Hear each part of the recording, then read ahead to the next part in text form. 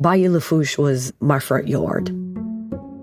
So winter months, I would wake up in the morning to the sounds of pelicans diving and feeding in the bayou. This is Lanor Curole. She's describing her childhood in Golden Meadow, Louisiana, a small bayou town about 50 miles southeast of New Orleans. It's right along the Gulf of Mexico. Crickets in the evening, the fresh smell of grass cut in the summertime, because golly, you got to cut the grass almost every day. It grows so fast. Those are just such fond memories. Lanor is a member of the United Houma Nation. She oversees the day-to-day operations of the tribe. But Lanor doesn't live in Golden Meadow anymore. Today, she lives in Raceland. It's 35 miles north of where she grew up.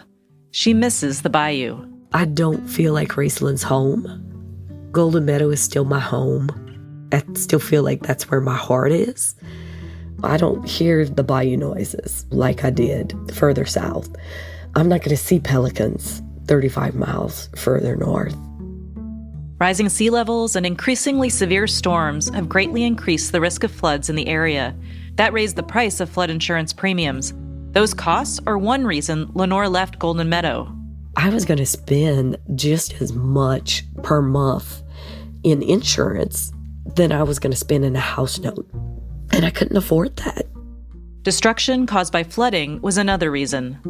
Some of the things we're starting to see is for some of the low-lying communities is as we get more and more repetitive flooding, a lot of the infrastructure starts disappearing. Damaged roads and school closures. Environmental hazards, climbing expenses, and difficulty finding jobs that pay a living wage are all pushing Houma people out of the region. The problem we have is with the land loss, all of the buffers that used to be in place, so a lot of the wetlands, the systems that would slow down a storm before reaching the inlands have just eroded away over time. And so there's nothing to now stop the force of the storm surge from reaching inland. It's coming on land at full force. As a tribal administrator, Lanor works to help the community recover when climate disasters like Hurricane Ida strike. But often, people's needs are greater than the resources available. It's just heartbreaking. And it's hard. It's hard being in a position of service to the community. And when you see folks, and it's like, there's not a whole lot we can do. In this episode, we're exploring the effects of the climate crisis on the health of Indigenous peoples. Climate change interrupts the expression of culture and the protective factors that culture and identity have on health. How the increasing severity of climate change is affecting the Houma Nation. We're losing land here in Louisiana. They used to say a football field every 90 minutes. Now it's quicker than that. And how a lack of federal recognition for the tribe creates barriers to funding and services for the Houma. Our people are on that front line, but we don't have a seat at that table. I'm Dr. Celine Gounder. This is American Diagnosis.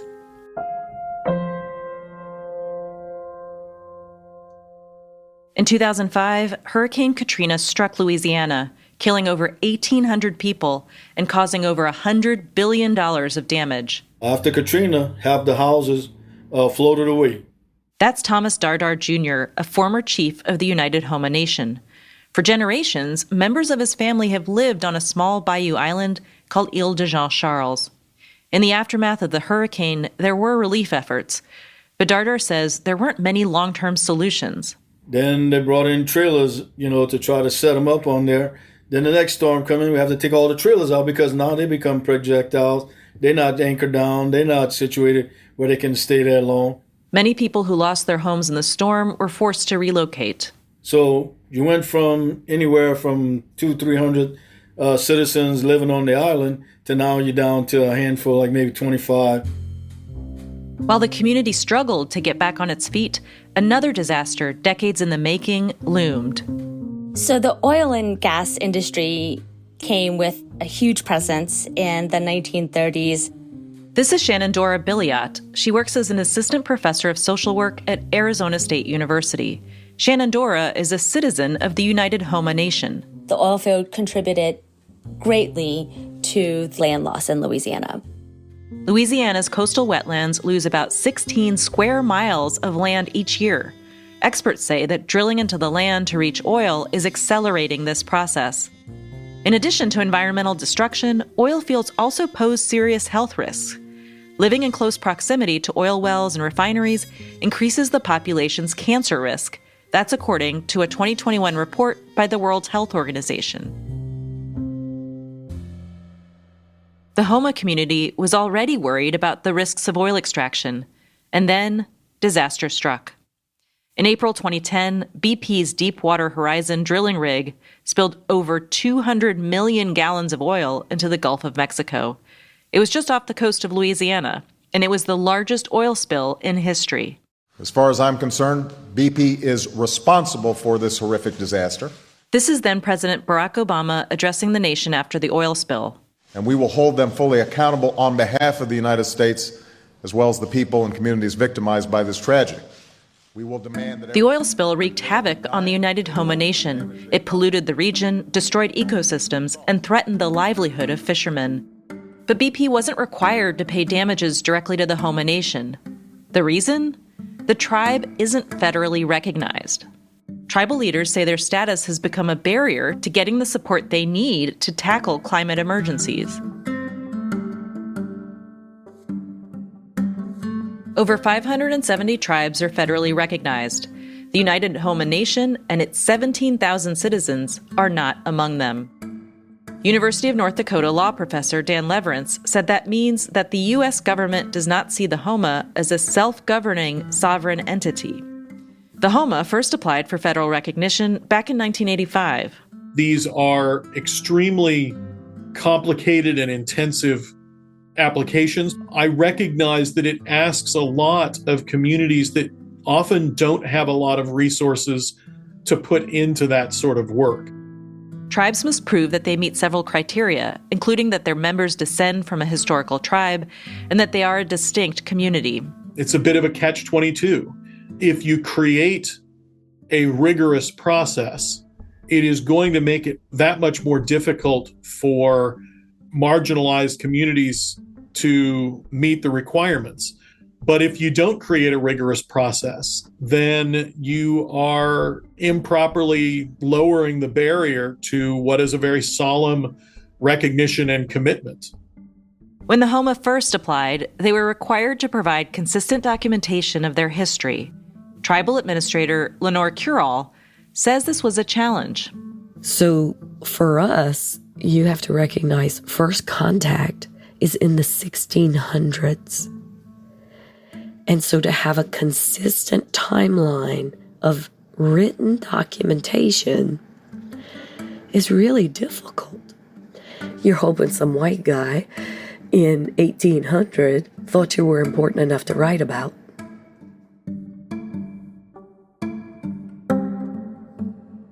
In recent years, the Bureau of Indian Affairs revised its recognition standards. Those changes could make the required paper trail less arduous for the Houma. Once the nation submits more supplemental materials, their application will be reviewed against the new standards. Lenore hopes it'll be successful. Federal recognition would give us a seat at that table to be a voice for our tribal citizens. With federal recognition, we could work directly with FEMA. There would not need to be kind of that in-between. So I think that could take away a layer of bureaucracy. It's not like Willy Wonka's golden ticket of like, okay, all of a sudden we're in the chocolate factory and we have everything. But I think it does open some additional doors that are definitely closed to us right now. Lenore says not having federal recognition has hurt her community. Without that status, the United Houma Nation can't form a government-to-government relationship, something that makes it harder to obtain federal funding. Other tribes in the region that are federally recognized, like the Chitimacha, can. This gives them more tools to address climate pressures. In 2016, the federal government partnered with the Chitimacha to develop a climate adaptation plan. But even with that help, the threat looms large for all tribes along the coast. Lenore says the Houma weren't prepared for the severity of the storms to come. When Hurricane Katrina hit in 2005, I think we all thought, boy, that's the hurricane we're all going to mark time with. Before Katrina, after Katrina, that kind of stuff. And I think Ida has definitely changed that. After the break, we'll hear about the ways that Hurricane Ida swept through the Houma community.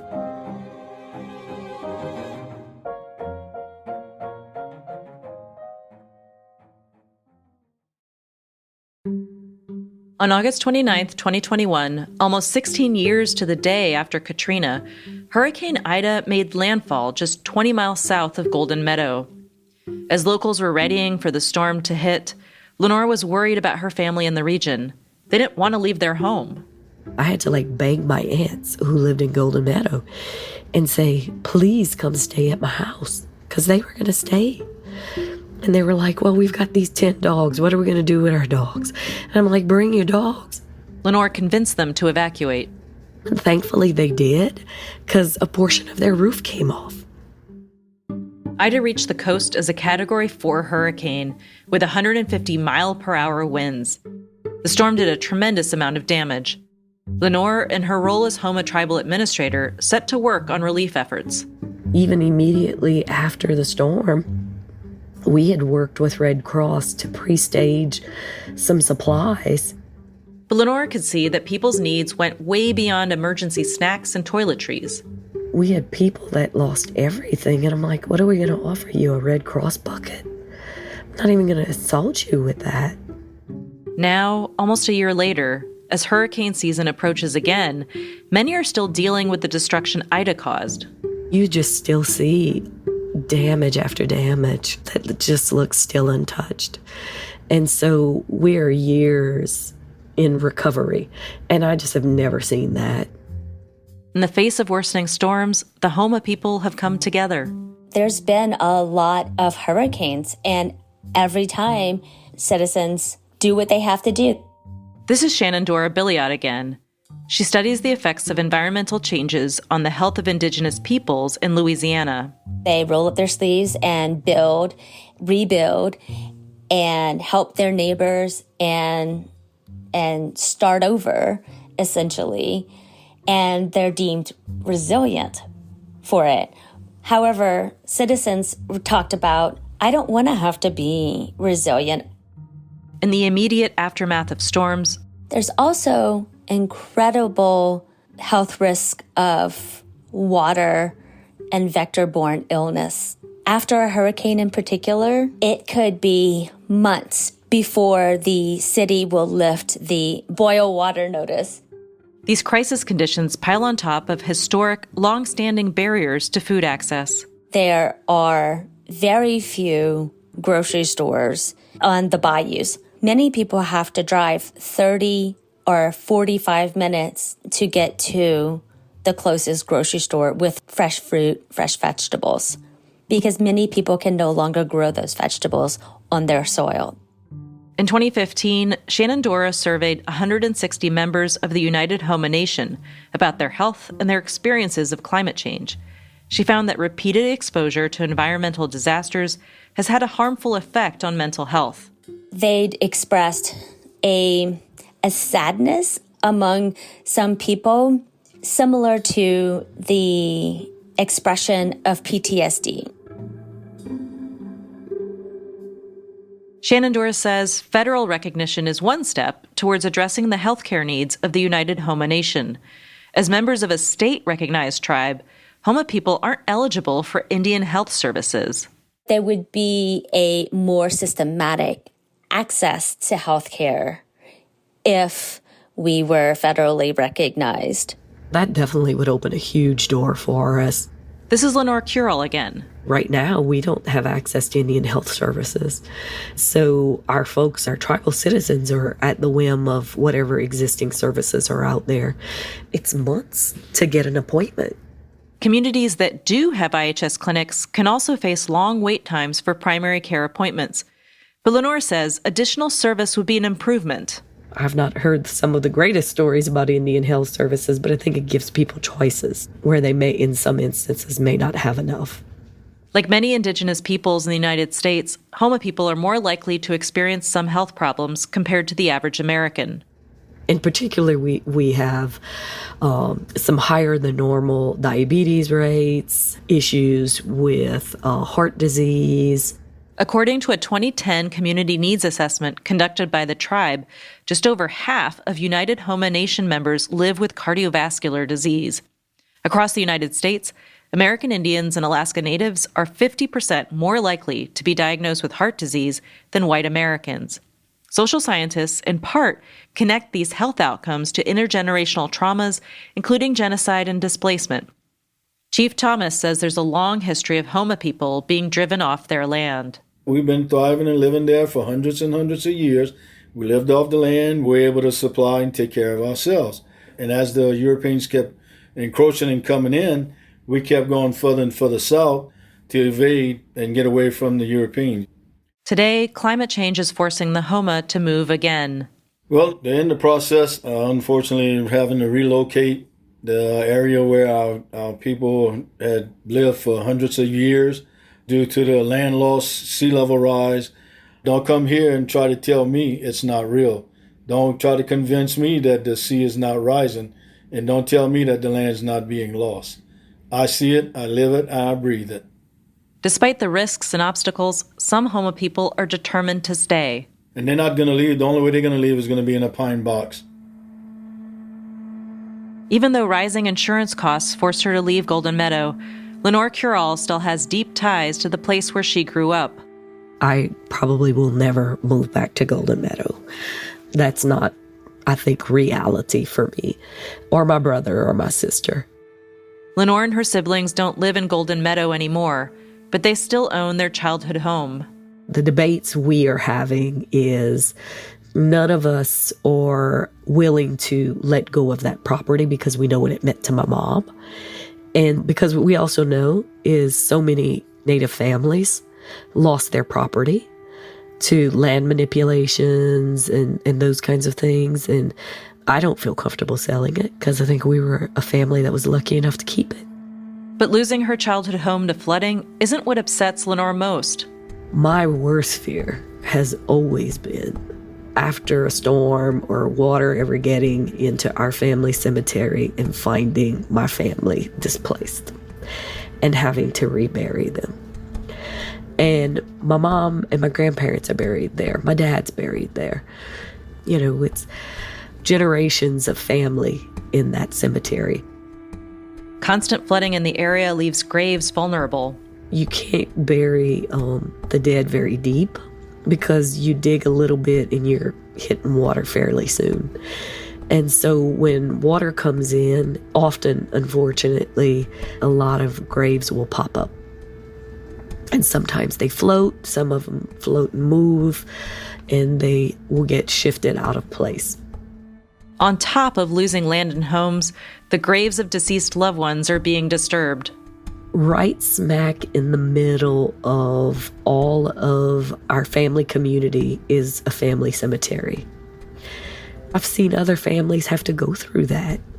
And it's like, how absolutely heartbreaking to have to do that over and over again.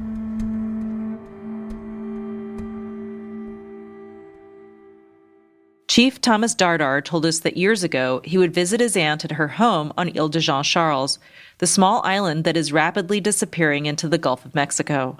To see that this island used to be 6, 7, 8, 10 miles wide, reduced now to a quarter mile, is really disheartening. Thomas and his aunt would go for walks, stopping to catch fish and crabs together. She said, "Come on, walk with me." I said, "All right." So we went across the street. She pulled a crab trap up. She had some crabs. So we walked back. She threw her trap back down. She had a trout line. And she took the fish off the line. Now, she didn't let that go back. So she took the fish off and she brought it inside. And then she went in the garden outside and she broke some okras and some beans. Now we're going to have fried fish tonight for supper. And we're going to have some green bean and some okras too. Throughout Chief Thomas's life, Ile de Jean Charles has lost over 98% of its landmass. Its residents are being resettled further inland. Thomas's aunt, who has since passed away, used to worry about the resettlement and what she'd lose if she left her home. On the island, she could get around on foot, barter and share with neighbors, and live off the land. So she said, where can I do that in town? When they were talking about the relocation. As climate change forces Houma people from their land, Chief Thomas wants to make sure he can share this way of life with the next generation. So he goes on walks with his 4-year-old granddaughter to keep her anchored to the land. While we're walking, we're talking, and we're pointing out things, and she's learning while we walk, trying to pass our culture on to her so that she can become a strong Houma woman, when she gets of age. So we're going to stand strong, and we're going to teach our young people to stand strong and move forward, and hoping that we leave something for them.